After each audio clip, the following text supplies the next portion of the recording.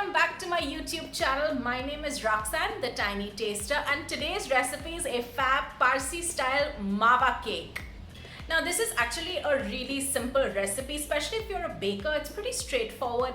There's just the addition of mawa, which makes it rich and lovely. But I'm not the biggest baker, so I struggled a little bit, which you'll see in the video. My equipment started glitching, my electric whisk didn't work and all that jazz, but the end result was fabulous. It's a great recipe. Please follow it to the T. I'm going to write a detailed description with all the ingredients and the amounts and all that on my blog post. It's on my website, thetinytaster.com. I'll leave a link down below, of course, but it's really simple and it makes for a great tea time snack. If you like this video, as always, don't forget it a big fat thumbs up, like the video, subscribe to the channel, hit that red icon down below. It doesn't cost anything, it's absolutely free. Subscribe to the channel for more videos so you can see what else I'm doing. Leave me a comment, let you know what you like, what you don't like, what you want to see. I'm always happy to know what you think, and of course share it with all your friends. So without any further ado, let's get cooking.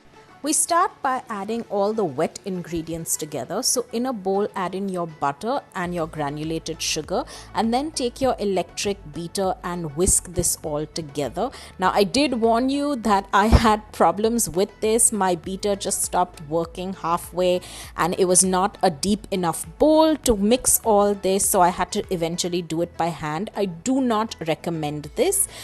Please make sure that you have an electric beater or a stand mixer or something to make it easier to mix this.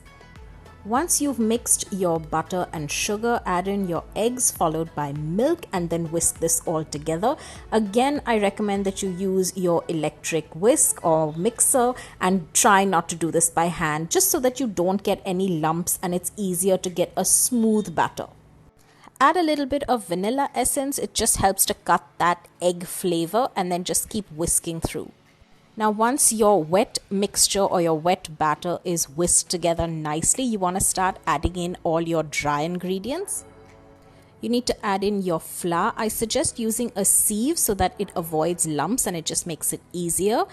Along with the flour, you'll add in your baking soda followed by cardamom powder, and then just sieve it all through and then gently fold in all your dry ingredients into this batter. Again, you can do this by hand, but I do not recommend it. I recommend you use an electric mixer or whisk to do this, just so that the batter is smooth and not lumpy and not thick. This is really the texture that you're looking for. It's not very runny, but it's not too thick either. Now at this stage, once you have your batter ready, you'll add in the most important ingredient, which is the mawa or the khoya as it's sometimes called. Gently mix that in. You could do it again with a spatula or with your electric whisk, but just make sure that it's all incorporated nicely. This is the texture that you're looking for. It's a slightly thick batter, so don't worry.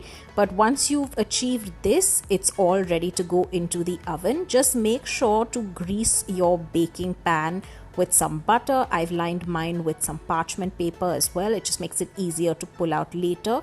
And then just gently fold in your batter into your baking tray.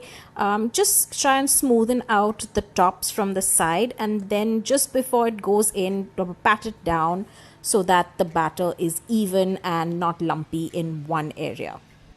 Now this is optional, but if you like, you could just garnish the top of your cake with some chopped nuts. I've used some sliced almonds. You could use cashew or even pistachio. You don't have to. Not all mawa cakes come with nuts, but it is your choice. Once your cake is ready and prepped, just pop it into your oven and bake it at 180 degrees for about 30 to 40 minutes. After about half an hour, this is what my cake looked like. I have sort of burnt the top a little bit. Actually, it's not burnt. It just looks like that because it's a darker brown than usual. So I would recommend that you maybe cover the top of your cake while it bakes. Depending on how strong your oven is, really, it's a little bit of trial and error, but I would still recommend you cover it at least for the most part. Just take an offset spatula or a knife and gently run it around the edges, and then demold your cake and gently peel off that parchment paper and place it in a plate, and voila, your mawa cake is all ready. While the cake didn't turn out exactly the way I wanted it to look, just because it got a darker color, and usually Mawa cakes are slightly lighter, I'm going to try this again.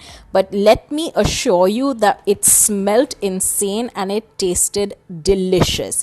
It is a fantastic recipe. Please try this out. It really is wonderful. Just cover your cake and bake it for 30 minutes and you will have a winner. This is a great tea time snack. I hope you've enjoyed this. As always, don't forget to like, share, comment and subscribe, and I'll see you guys very, very soon.